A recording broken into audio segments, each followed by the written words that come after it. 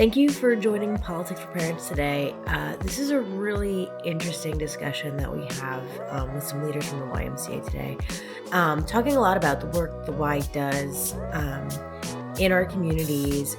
I think filling some really important gaps, with different programs they offer, and how kind of we can partner nonprofit groups with government policy programs, spending, incentives, budget allocations to support our communities. Because I think we all know a nonprofit that we know and love, and we think that they do great work for our communities. So how can we bolster that through, electing officials and, partnering with the government and resources of the government to bolster the efforts of these nonprofits? So hope you enjoy this discussion and maybe you get inspired to support your local Y and learn more about what they're doing. Thank you.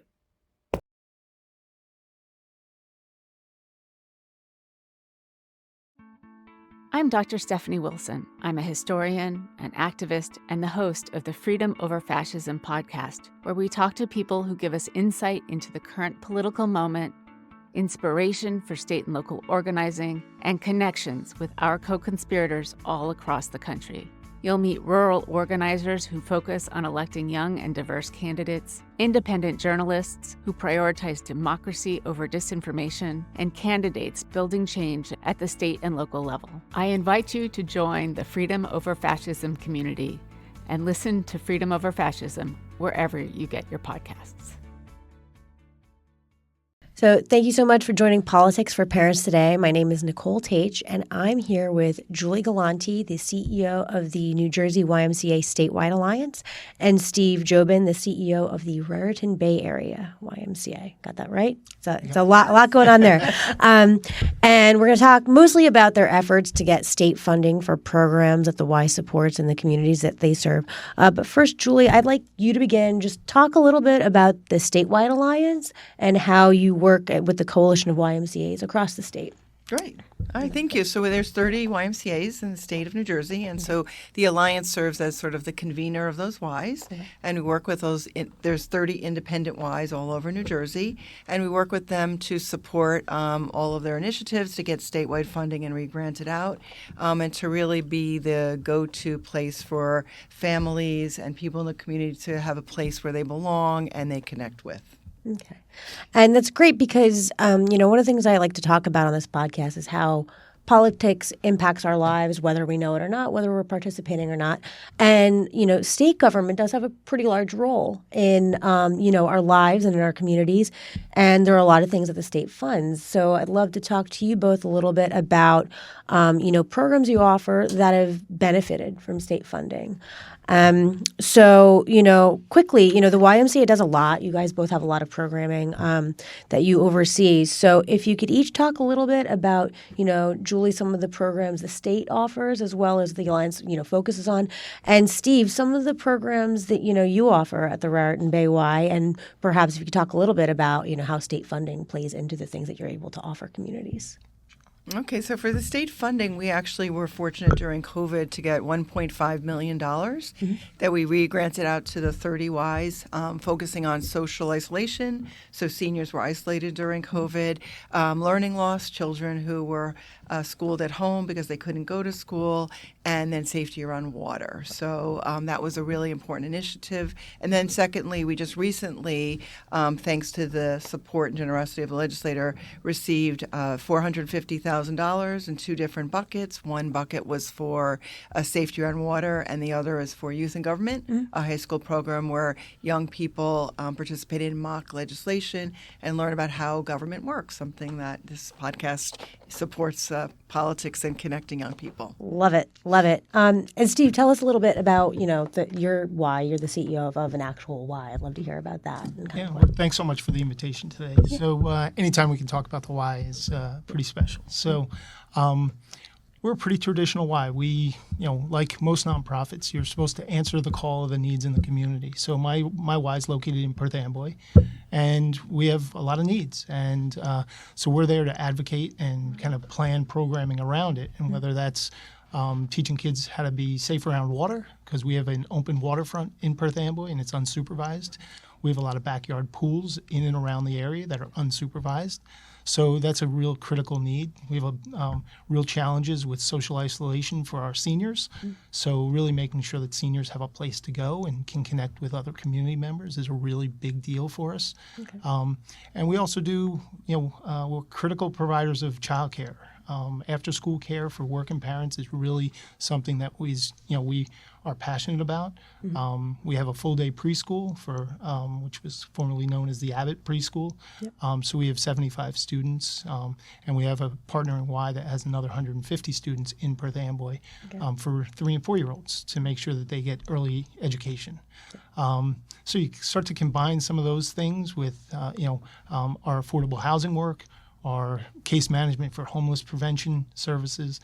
There's a whole bunch of things that we partner with so many different people, whether it's our state legislators, our county commissioners, our local officials, school board officials. They're all partners to us. And I appreciate you mentioning that, because I don't think publicly people really see that all the time. It's something I think that's overlooked, is those critical partnerships. And, if we want to talk about the budget and where's the money go, et cetera, it's good to be reminded of some of these great things. And I can personally speak to the Red Bank Y. Everyone in Red Bank loves the Y. And my daughter, they have a really great program when there's like an early dismissal. We have lots of early dismissals, and that is tough on working parents, or the random days off. So we have like schools out camp at our Y. And she loves it. She loves going there. She gets mad if I pick her up too early. She's like, no, you interrupted movie time or hot chocolate. So Evelyn's over there watching us today, but she loves that program. So thank you for the work you guys do, because it really is vital, especially for working parents. So many of the working parents in our school thrive off of that program. But I do want to get back to safety around water. It's summer. Lots of kids are swimming. And I know that you recently lobbied the state legislature to get allocation for your safety around water program in underserved communities. And, I like to think about equity through the lens of recreation, because I think sometimes we really overlook that there are huge disparities in how kids spend their time outside school of various socioeconomic backgrounds. Sure. And in summer, that is a time where that disparity can become deadly, frankly, because children from different socioeconomic backgrounds have different access to comfort levels around water. The Y's put out some really sobering statistics here around this, that Black people drown at a rate of 1.5 times higher than white people. And the disparity is greater for Black children, with drowning rates over 2.5 times higher for ages 5 to 9 and more than 3.5 times higher for ages 10 to 14.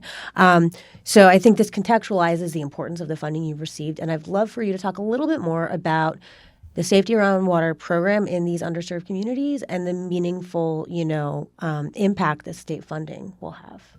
Well, it gives us a wonderful opportunity to provide subsidies to the Ys in marginalized communities. So New Jersey has 130 miles of coastline and lots of lakes. So we're going to be working with the Ys in communities that have low income, marginalized populations, to provide them support and funding so they can recruit kids and really get them to learn about safety around water. Okay. And Steve, I guess more like on the ground in your Y, can you talk about the Safety Around Water program and kind of what it does and what it provides to children who may not otherwise have access to that type of instruction? Sure. Perth Amboy is a community of color, and it's the financial barriers to get quality lessons and being taught just basic water safety skills. So we've leveraged the resources that the state's provided on a multitude of different levels. So we can provide the swim instruction with the grant dollars through the Alliance, which is critical. And we try to get about 20 lessons, so that gets children really along the way through that the first stages of learn to swim. Right. And it really makes them confident in their abilities.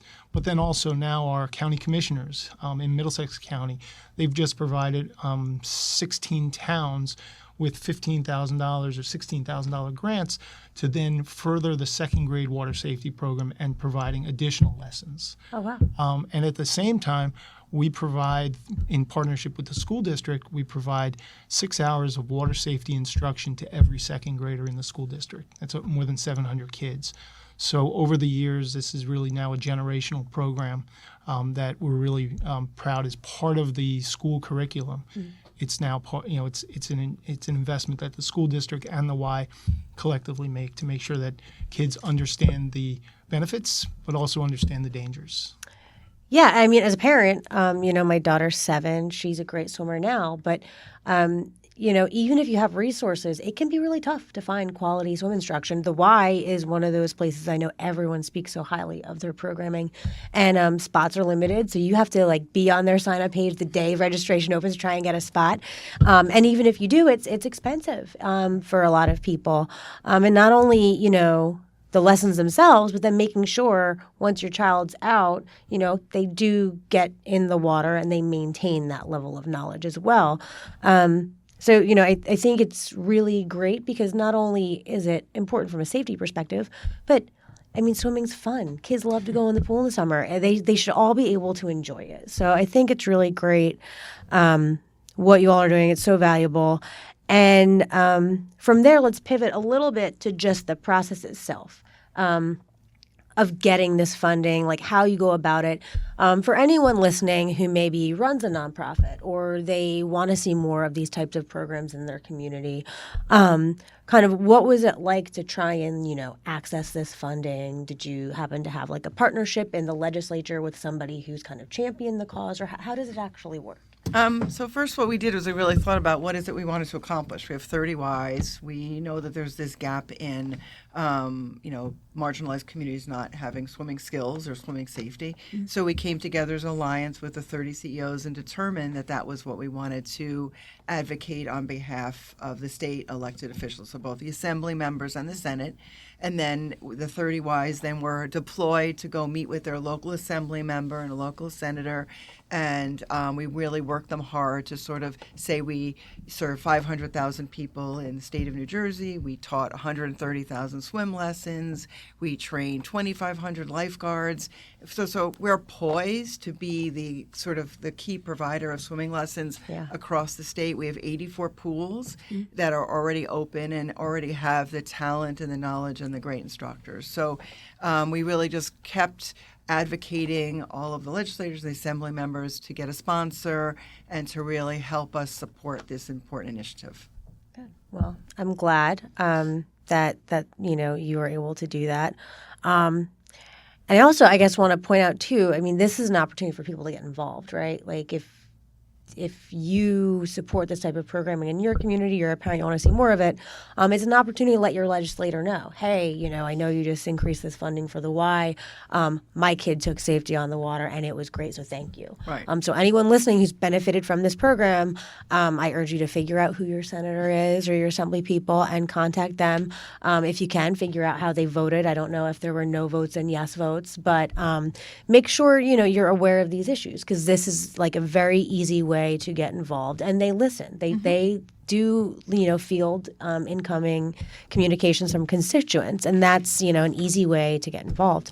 I also know about you've received funding for the New Jersey's Youth and Government program. So can you tell us a little bit about that? Because I think, to me, it sounds like a really great way to fill the gap of civics education, which we're not really seeing too much of. And I'd love to hear more about, some of the students in that program. So that is an amazing program. It is for high school students and I think some middle school students, but primarily high school students.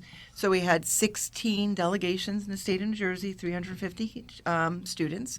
And what they do is they take either a piece of legislation or they serve in the judicial and they do a mock legislation. And they learn how to advocate, how to find their voice, to do pro-con debate, and to really figure out what they're passionate about and really learn how to articulate it and advocate for it. And then in addition to that, we did a day in Trenton where the youth delegates met the legislators in the state and had a tour and got to observe them in session. So it was really inspiring. So it's a great way for young people to learn the value of democracy, the importance of, learning how to advocate for a cause, and just learning how to really create a world that they want to live in and for based on what they believe. And it is a great leadership and self-confidence developing program for young people who usually feel like they have no voice and what they say doesn't matter. Yeah, I think it's great. I think I actually saw a panel with some of those students at Culture of Health Conference. And yes. I was really, really impressed with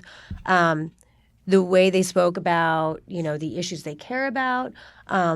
I believe they were, interacting with their local governments, municipal governments. I mean, so many young people don't even realize, the role their municipal government has on their lives. Here in Red Bank, we're having a big discussion around pedestrian and bike safety, crosswalk and laws and enforcement and things like that. And local high school students had done like a social media campaign around that, which was great. So I think that's a wonderful program, and it's great to empower young people because it is their future, right, that we're all crafting, and they should certainly get a say. Another thing I think is cool about the program, too, is that New Jersey recently passed a bill where 17-year-olds get to vote in the primary if they're going to be 18 for the incoming election, which I think is really great. So to have, the program you're providing with that increased empowerment of young people, I think is really outstanding. And I'd love to give you an opportunity to talk about some of the other work you do to help families and children. I mean, the Y does so many things. So I know we're talking here about, state funding for some of these critical programs.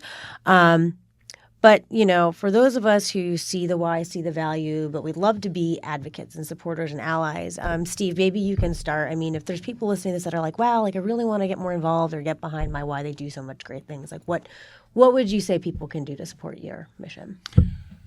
If I could go back just 1 second. Yeah. So our legislators, we're in the 19th legislative district. Okay. And Speaker Coughlin and Assemblywoman Yvonne Lopez are just amazing people. Senator Vitale, these people are accessible. They're present. They are in and around our Y and other nonprofits, our local hospitals, our local government. They're there. They show up, and in a big way. And they come to our food pantries. They're part of us. So it's not they're not on a big house on the hill, as they say. Yes. And they're great supporters of our work, and they're accessible. Yeah. So that's really a critical That's important. component to understanding that relationships matter. And I will say that in LD11 with Vin Gopal, Luann Peterpole, and Margie Donlan, I could say the same. And I tell people, listen, these people represent you, so reach out. If something's bothering you, you have a question, reach out. I know my people get back to me, and I know who they are, and I see them in the community. So figure out who represents you. If you don't know, then maybe that's already a problem, but definitely that's something worth noting, right? Yeah, absolutely. So, and it goes down through our county commissioners and so forth, which have funded some of the programs that I can outline. Is amazing. We're doing more work in affordable housing now. Oh, okay. So we have several properties that we've worked with the Department of Community Affairs at the state level, with our local county government to use National Housing Trust Fund dollars to support homeless families. Sometimes those families have domestic violence in their history, but they're working with the shelter system, which is kind of broken, to say the least. So really providing people with permanent housing. So we have easy stuff. Easy stuff. We manage Code Blue for our city. So so we open the senior center for Perth Amboy when it's below 32 degrees. Last year it was 82 nights. So we have a police officer there with us. We work hand in hand with police and fire and Department of Human Services for the city to make sure that our homeless population is kept safe, and then we engage them in different discussions about what's next in their life, and trying to move them from the streets into perhaps our rooming house, which we have an SRO, single room occupancy rooming house. Okay. So there's a lot of different things outside of the traditional things that the Y does. That our Y is, we do it because our community needs it. Yeah. And I think all Ys can really speak to that in their communities. So, but how to advocate, everybody's got something to offer. Everybody has a part to play, whether it's running for the school board, or coaching a basketball team, or keeping score on the sideline, or there's just so many different ways. Or donating. Donating, obviously, resources matter, and mission and money go hand in hand sometimes. And the more resources we have, the more we can accomplish on some of the really big things. The social determinants of health are really important to the Y, and really figuring out education and good wages and all those kind of things really play into it. So. Yeah. Okay. And Julie, do you want to chime in on? Yeah. So on the state level, we do a SNAP Educator and SNAP Navigator, which provides opportunities for families to apply for food if they're food insecure. Okay. We work with a bunch of different regions of the school system and use funding from McKinney-Vento, which is the homeless program. So basically, children who are homeless, they get to go to summer camp, and the state pays for them to go, either to day camp or resident camp. And for many kids who are bounced from home to home, they don't actually get to have a childhood. Yeah. So we coordinate that program for the state. Okay. And we also do some initiatives, 7th grade initiative, to trying to get 7th graders in the transition to middle school a place to go locally. There's many Ys that have food pantries. So we really try to have each Y meet the needs of their community. And so we're much more than the traditional gym and swim. We really try to be the go-to place where people can feel safe, connected, and secure, and really flourish and get what they need and the support. And I have to say, I grew up playing basketball at my local Y. My mom would just drop us off on like a rainy Saturday and pick us up like a few hours later with like our duffel bags. But I didn't appreciate that role the Y plays in other communities until I went to the Culture of Health conference. And I have to say, like, for anyone interested in health policy, social issues, it was a great, great event, I will say. And I cried several times. I did not expect that. I didn't know what to expect. I learned about McKinney-Vento there. I had no idea that program existed. And I have a master's in public policy, and I'm like knee-deep in this stuff.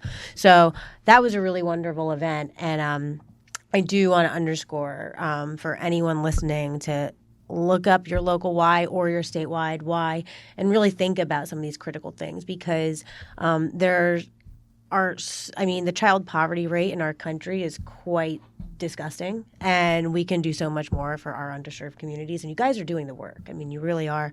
So I do want to encourage everyone to really think about how to support the Y. I know our local Y has a gala every fall, I think, still. So, making sure people know about those types of fundraising opportunities as well. So now, I want to get to the goal of this podcast is to kind of empower parents with information on issues, tangible next steps they can take in the political process to advocate for programs they like, and advocate that their lawmakers, play, a role in making communities the type of communities we all want to live in. So if you could give, busy parents a little bit of advice on like where to start. Are there resources? Like, do you post updates on your website about maybe some programs you have going on, or calls to action to get the community involved? I know, like with safety around water, do you guys let people know, hey, like this bill's up for a vote if you want to support the Y, write so-and-so, or what are some things people can do? Yes to all of that, yes. Yeah. Basically a call to, I would recommend to parents, I have 3 daughters, is that you get involved in something locally. So Ys need board members, they need committee members, school board is a good way. You can volunteer for the county, but really get involved and learn about what's happening. Nonprofits like the Y provide services that government don't. And government supports nonprofits like the Y because they're not able to provide the service, but understand the critical need in each community. So, champion the Y, support the Y, tell the legislators, the electeds, how much that service means to them and why they should not only continue to support it, but increase the funding. Okay. And Steve, how about from your perspective? Should I put my parent hat on? Go for it. I mean, we're all parents, Yeah, so let's talk about it. So my kids are grown, right? And thankfully they're doing great. But when they were younger, I was involved in the Kiwanis Club and the Chamber of Commerce, and I was on the school board, and so it really, all those are opportunities, right? There's it could be volunteering at the hospital. It could be I have a friend who's a driver and takes people for treatment. There's so many different things in a community, and obviously the Y is a great place for that. But there's so many opportunities for folks that if they really do want to get involved, try the Y. Yeah. Try other places as well. And what are some opportunities at the Perth Amboy Y? Are there any coming up that people might be able to? Yeah, so we have a dinner in the fall where we have a committee, and our dinner is focused on ending homelessness in our town. So they can go to our website and find out information about it's rbaymca.org. Awesome. Do you have a date for that yet? It's November 14th.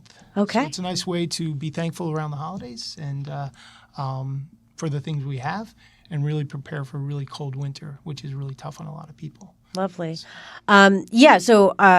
So one of the things is when I release this episode, I've got a Substack, Politics for Parents, and I love to put links to that. So I'll get the link for that. So when this write-up goes out, everyone has the link. So there's no excuse not to get involved because I will give everyone what they need to get right to it. And November 14th, there's plenty of time to get behind that. So that's wonderful. And are you looking for sponsors? Are you looking for folks to be on the planning committee? Yeah, so there's a lot of different roles. Obviously, sponsors are important. Awesome. And we like to tell the story of some of our successes over the last year and really celebrate some of the volunteers that have helped us help us with our food pantry work and so many other things, our SNAP education, and so many different things that we do. And I mean, we talk about the housing crisis in this country so often. So if you could actually be a town to eliminate homelessness, we're going to do it. And show people that this is how you do it. That can be done, right? I mean, that's it. It's like all we need. I mean, this country has so many resources. All we need is someone with the will and a group of people with the will to do it. So let's do it. Yeah, one of the things that's really a big challenge in this, and quite honestly, the Monmouth County Y has been a champion of mental health services. Yes. And that is just it. Mental health and addiction is real, and to really solve the population's issues when it comes to homelessness, we've gotten more into mental health. We're going to become a licensed practitioner of mental health services. There's no doubt about that. There's a need in every segment of our population, and my city needs faster, aggressive access to mental health services. So it's something that we're really committed to. And I think a few other Ys are going for that too. Yeah, absolutely. I see a growing need for that. That's critical. I mean, I had my own mental health needs a few years ago, and I had anxiety issues. It was work. I had a newborn. I mean, it got really bad, and I finally realized I needed to see a therapist. And I mean, it was hard to figure out. Okay, so who's covered by my health insurance, and then what's the profile? Who's going to fit? Because that matters. And then I finally found someone, and the wait lists are so long. It's such a need. And that's for someone like me that, I knew I needed it. I made a commitment to get help. And it was it was no small undertaking for someone with resources and time and health insurance. It was not easy. So I do want to highlight like how important. I can't even imagine how hard it has to be if you don't have health insurance or you're working a few jobs and like you really don't have that type of access to the healthcare infrastructure that so many of us do. And language barriers are a real challenge in mental Absolutely, health services. yes. Really challenging. Yeah, and I mean that's an area where it's critical to be able to communicate in your native language how you're feeling, right? So I don't know what else to say. I mean, it's so amazing the things you guys are doing. It really is. And I think for those of us who are, I think fortunate in privileged communities, privileged backgrounds, I think we really overlook the work that the Y is doing. And I think a lot of the innovative stuff you guys are doing too. I mean, it's just wonderful. So are there any parting words you want to offer? Anything that we didn't cover that I want to make sure I give you the chance to like champion everything you're doing? No, I said thank you for having us. We're going to be doing the Cultural Health Conference again in 2025, and we'll let you know when that is. Yes. And that really is focused on the 7 social determinants of health and try to make, New Jersey a more equitable place to live and work, and trying to figure out ways to break down some of the obstacles and barriers for people, especially without means, so that they can have equal opportunities. That's a wonderful topic. I mean, it's amazing the things you guys take on. It's all the big stuff, and I don't see this much progress being made by many other groups. Let's leave it at that. So thank you for everything. Thank you to everyone who's listening, and take a look at the Substack. And take a look at the links and the resources, and make sure you stay attuned to how you can support the Y with all these great programs. Don't listen to this podcast and just move on with your day. Think about a next step. Click on the Y's website. Sign up to attend an information session or follow them on social media, so when the dinner's happening in November or the Cultural Health Conference is coming up next year, and just get involved and support this amazing work that these folks are doing. So thank you so much for your time. I mean, you guys are so busy doing really, really important things. So it's nice that you took the time to come here to our little recording studio and tell us about it. So thank you. Thanks. Thank again. you. All right.